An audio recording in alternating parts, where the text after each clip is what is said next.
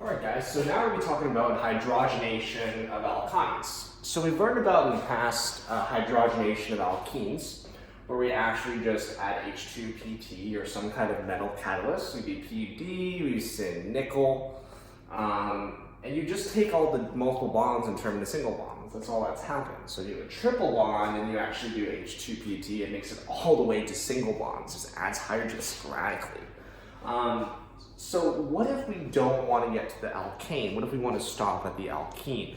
That's when we want to introduce this topic of hydrogenation of alkynes. That's when we don't want to go all the way to the single bonds, but we want to go and stop at the double bonds. Alkenes, so like alkyne to alkene.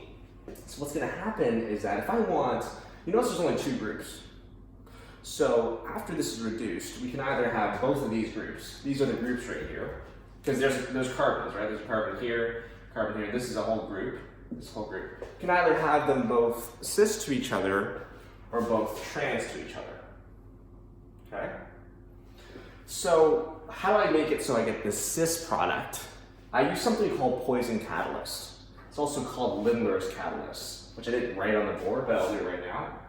Lindlar's catalyst. Okay? So if you see Lindlar's catalyst from an alkyne, or you see poison catalyst, right? Or if you see this kind of ring structure with N, or PD, BSO4, right? See a kind of PD with this ring, it says poison catalyst, that's sirens for Lindlar's catalyst. And you start with an alkyne, yes, you're going to be turned to an alkene. We're taking the two groups and we're making them cis to each other. Okay? If you see the same alkyne, where you see Na or L as some metal on top of NH3, that's the difference between this. You see H2 in a metal on the bottom. Here you see NH3. That's the defining factor. You see NH3 with some kind of metal like Na or Li. Then you're taking the alkyne and you're turning to the trans version. Again, we haven't added any carbons, right? There's a carbon here, and two groups, right? So again, we have a carbon here, and then two groups as well. So this time you make the trans version of the alkene, because you're reducing from the alkyne to the alkene. And that's what we call dissolving metal reduction. So you have the alkyne that makes a trans version of the alkene. Let's go through some examples right now in the notes.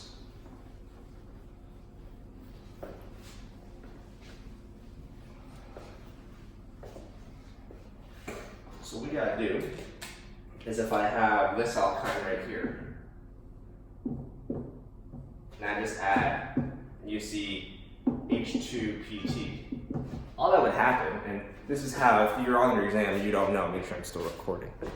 Just circle your carbons. I got 1, 2, 3, 4, 5, right? So I should have 1, 2, 3, 4, 5. That's what happened. I know it's weird because it's not like straight anymore, right?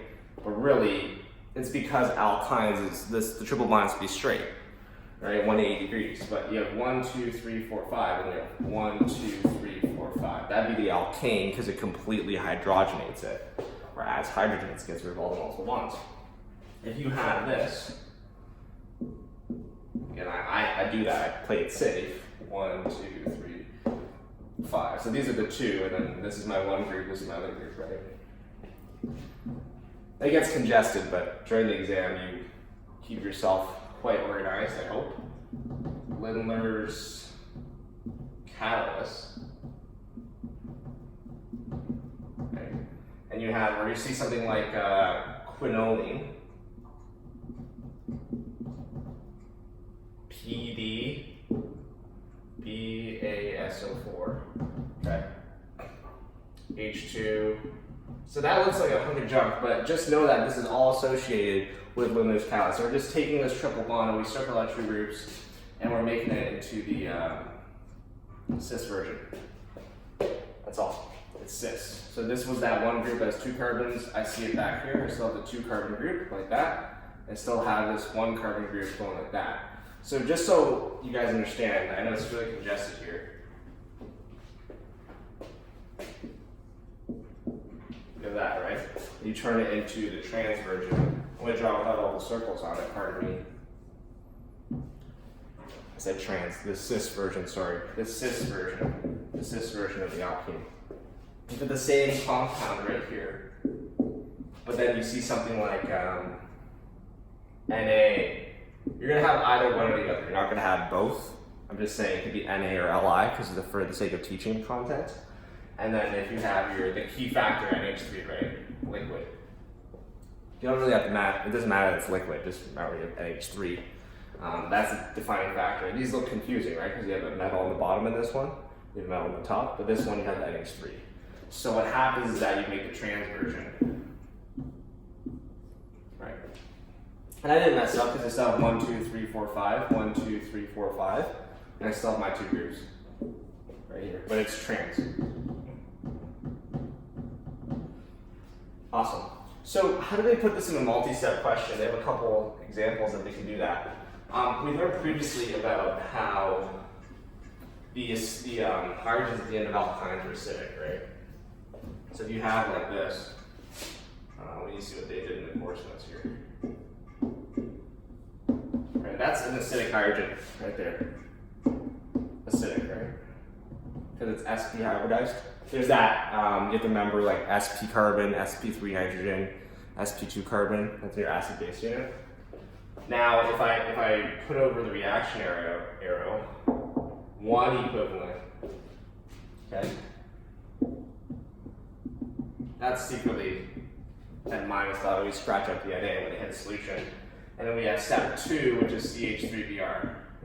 So whenever you see methyls, it's confusing because there's some, if you see a defining 2 and you see a methyl, an alkyl halide, that's not a solvent. That's going to be an electrophile that you're going to attack. So if you see any methyls with halogens attached to them in your exam, that's going to be, now look, if you saw this in the past, that's not an electrophile. There's no leaving, well, there is CLs, but this is not an electrophile. You're not going to go attack C and then kick off one of the CLs. Whereas this, you have H's and you do have a leaving group, which is Br. So it's very easy to get that confused, right? But you can see if you have an alkyne, you have step 1 and 2, and you see some kind of methyl alkyl halide, you should begin clicking on that's going to be some kind of SN2 and you're creating the nucleophile. And that's what happens, right? This N- grabs that H. And I'm just going to make this like that, just to show you where the carbon is. Usually they don't even draw this little tick here, they usually just, there is a lone pair on that carbon because you go 2, 4, 6, 8, and there's a minus. And if you have CH3, Br, you just gotta make sure you don't mess up counting your carbons because it goes and does the SN2. And essentially all you're creating is this now. You have that extra carbon group, right? You still have one carbon that was here, but you have that new CH3 group right here. But what happens now is that how can I test you further on from this? We can take all the concepts, you can take this now, and I can give you H2PT. Or I can give you Lindlar's catalyst, right? Or I could give you Na over NH3. And you'd have to give me the prospective answers. Now I'll do this very quick for the sake of time, but if it was 1, 2, 3, 4, 5, I'd have the alkane version, right? If I had H2PT.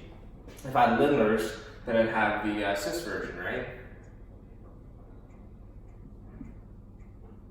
I have 1, 2, 3, 1, 2, 3, 4, 1, 2, 3, 1, 2, 3, 4, 1, 2, 3, 4. I messed up the first one, sorry.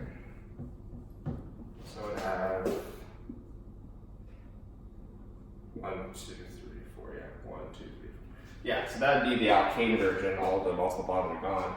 You'd have the cis version, where you'd have these two groups on the same side. You'd also have the trans version as well. Okay, that's the quick way to find the answer. Now, what we want to learn about as well is the hydrohalogenation, halogenation of alkynes. Now, this is more of a review because we learned about in the past about these reactions of alkenes, right? So if you have an alkyne and you have HBr, excess. We learned about when it was alkenes. This is just a trans example, it could have been cis. If you had some kind of acid, then the double bond would act as a base, grab the H, throw the electrons on. And for the sake of it, this is not an unsymmetrical alkene in the sense that there's no two different groups. So I would just put the H on either one. And we learned that Br would go and attack. In this case, it would create a chiral center and it'd be racemic because Br would attack top and bottom. The same thing can happen, folks, for alkynes. Except after step one, this is a symmetrical. I'm going to use one that's non-symmetrical just for the sake of learning. Right here. Just want to find a good example right here.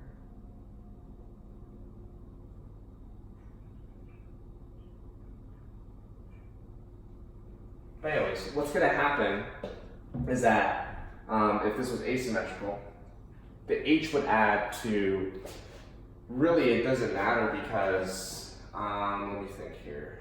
No, you're going to form the carbocation, the one with more electron donation happening. But basically, all that happens from here is that you form, this would grab the H, and you go ahead and form an alkene,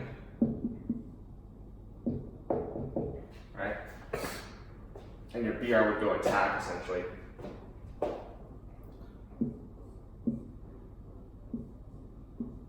At that positive place, this is the H that you grab from step one. Because this one would have more electron donating than that one. It would technically be more stable slightly because that extra carbon there. What's going to happen after that is you're going to do the reaction again. But from here, we're pretty cool with what's going on, except this is where you have to pay attention because where does the hydrogen go this time? Well, the rule is consistent. The carbon with more hydrogen does get the hydrogen. Just that some people may be confused because now they're saying, well, why am I putting the positive on the Br? Isn't Br more? And by the way, this is the hydrogen from step one that we grabbed, and this will be the hydrogen from step two. People might be saying, why do I put the positive rather than Br? Didn't you tell me that Br is electronegative? Wasn't it going to pull out electron density? Isn't that unfavorable? Well, in this case, and you just have to remember if this is the only orgo course you take, I will, when I have excess of alkyne, I will put the positive charge on the Br again. Only because the Br can form a resonance structure, essentially. It can form something like this. Where the Br now has full octets, and everything in that resonance structure, I can draw in the H's so it's not as confusing. Everything in this resonance structure has full octets. So what's going to happen after this is that you still have a Br minus in solution after that second H was added. And it's going to go attack that positive charged carbon. And what you're going to have is the two H's. You have essentially an alkyl halide, no more multiple bonds, but both Brs on the same carbon essentially. So that's the huge takeaway with that when you have an alkyne, you have HBr excess, you're going to put whatever halogen, this is Cl or Br, on the same carbon. Which carbon is going to get it? The carbon has more groups on it. Because this is asymmetrical, this has technically more CH3 donating groups because this has one carbon here, this one is one. So put the Brs on this carbon and all the H's on the other one. So really a shortcut for you would just be like this. You erase the multiple bonds and don't forget there's two carbons here. You put the Br, H, and H, right? Just don't forget I circled carbons. So it's 1, 2, 3, 4, 5 still. 1, 2, 3, 4, 5. But then you just have the Brs on the same one and the H on the same one. So what I want to cover as well is just about halogenation of alkynes. So all that's going to happen is that if I have an alkyne, triple bond species, like this, I think this is the exact same one that I used earlier. All that happens is that if I react with Br2 excess, we learned in alkenes that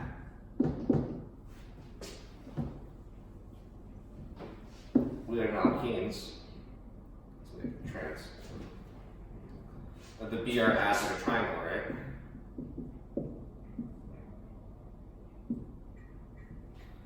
And then you'd have the other BR, there's plus charges, right? The other BR would come in and do some kind of backside attack, right? And it would open up the ring because you'd have to break this bond. Nothing's really changed except now you start off with a triple bond, and it's going to go twice essentially. And what we're going to see is that the BR is going to attack the side that has more C's essentially. It's kind of like earlier how you form a carbocation on the side with more C's. So I'm going to first form a triangle again on top of the multiple bond. And notice I still have a double bond right now. I only broke one of the bonds to form this triangle. And that means there's going to be a BR minus, because for every BR2, right? For every BR, right, if you lose one, there's got to be another one hanging out. If you've taken one to make the triangle, there's another one that's negative hanging out. So this goes and attacks this side, because it has more carbon groups to it. This is 2, right? This is 1. And inherently that has to break that bond, or that carbon breaks the octet rule. So what happens, and I still have the multiple bond, but I currently have 2 bromines now that are trans to each other. It's still going to be anti-addition, except because it's a double bond, it's all in the same plane, so you don't really do wedge or dash when it's double bond. But because I have excess of what goes on, or excess of BR2, I can go ahead, I still have my BR here by the way, and form another triangle BR plus. And I'm going to attack this side, which has more CH groups to it. Well, to be honest, I'm sorry. I'm going to attack this side, because more CH groups on it, because it has the 1, 2, right? That other BR minus is going to come in and attack there. That's to break that bond.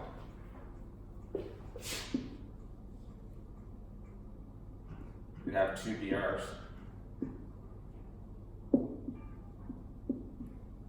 Okay. So let me show you now, every reaction I show you the mechanism for your understanding, but also the quick and dirty way. I'm going to show you again, like I did with the last example. The quick and dirty way is that you just scratch out the multiple bonds. Again, don't forget it's 1, 2, 3, 4, 5, right after you got rid of it, and then just put BRs.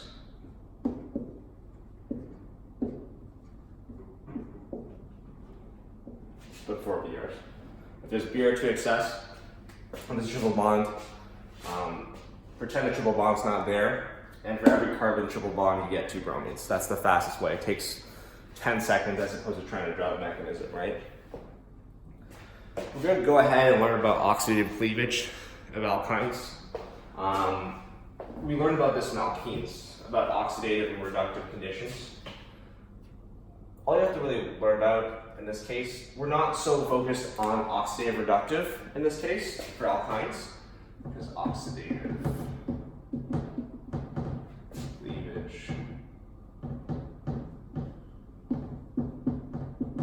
alkynes now. And what we just learned previously was just what we call hydrohalogenation and halogenation alkynes, right? All you're going to do here is that if you have 2 R groups, and the reagents, the only reagents you have to know for alkynes is O3. That's a 2, sorry. You're just going to cut the triple bond in half. And yes, each side's going to be an O again. But all you're going to form is if there's R groups at the end, you're going to form carboxylic acids with that R group. So let's call this R1 and R2. We can see that.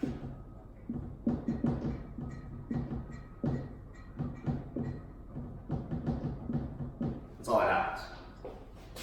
So you cut that in half, it's a triple bond. Just really, we don't really focus on the reagents so much in alkynes, but really just what the end groups are for the alkyne. If it's R1, R2, then yes, you form 2 carboxylic acids. This is perspective R1, and this is perspective R2. If one of these was an H, because we had to keep an eye out for H's for alkenes, and then based on the H's, we can tell between oxidative and reductive. Now, if you have that, let's call this R, we got to keep an eye on the fact that there's a terminal H.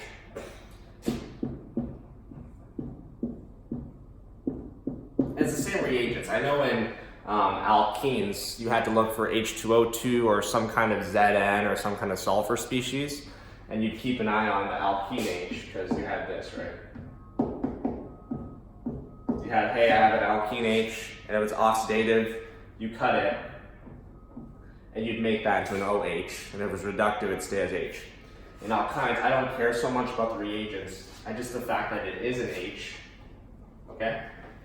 Just that the fact that it is an H, I'm going to go ahead and form carbon dioxide. So this half, I know we usually say an O, but if there's an H, that side will become carbon dioxide. That's a memorization thing.